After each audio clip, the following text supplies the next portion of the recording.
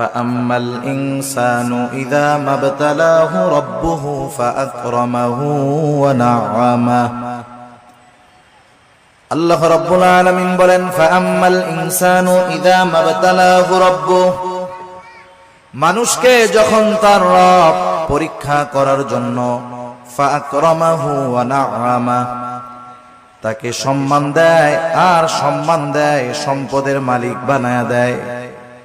একটু খেয়াল করেন, আল্লাহ তাআলা বলতেছেন মানুষকে পরীক্ষা করার জন্য যখন তার রব তাকে সম্মান দেয়, সম্পদ দেয়, তাকে নিয়ামত প্রদান করে, সে নামাজ না পড়ুক, রোজা না রাখুক, সে মানুষের কাছে বলে বেড়ায় ফায়াকুলু রব্বি আকরামান, আমার রব আমাকে সম্মানিত করেছে।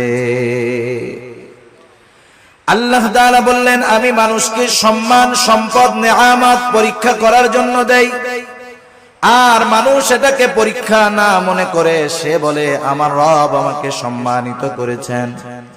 প্রথমত একটা জিনিস আমাদের ক্ষেত্রে ক্লিয়ার হওয়ার প্রয়োজন, আল্লাহ তাআলা শুধু অভাব, কষ্ট, দুরবস্থা দিয়ে মানুষের পরীক্ষা নেন বিষয়টা এমন নয়, বরং সম্পদ, সম্মান দিয়েও আল্লাহ তাআলা পরীক্ষা নেয়।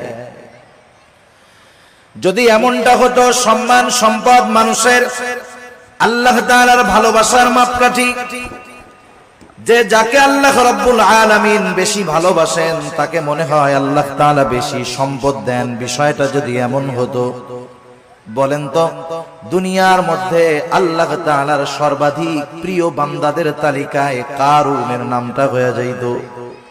কারুন তো পৃথিবীর অন্যতম বড় এক ধনী ছিল।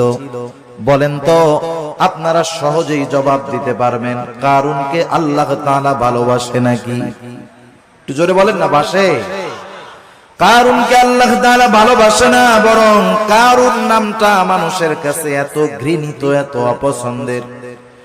দুনিয়ার কোন মানুষের যদি সন্তান হয়, সে যত গরিব হোক, তাকে যদি বলা হয় তোমাকে মাসে 1000 করে বেতন দেওয়া হবে, টাকা দেওয়া হবে, ছেলের নামটা তুমি কারুন রাখো, আপনারা কেউ রাখবেন? আপনি বলবেন আরে দিন মজুর দিয়া খাইতা থেকে কারুন, আমার পোলার নাম মইরা গেলেও রাখবো না। এই কারুনকে কত সম্পদ আল্লাহ তাআলা দিয়েছেন, এই সম্পদ ছিল তার জন্য পরীক্ষা। সম্পদের মালিক কারুন যখন হযরত মূসা আলাইহিস সালাম কারুনকে বলল কারুন তুমি তোমার সম্পদের যাকাত দাও, কারুন যাকাত দিতে অস্বীকার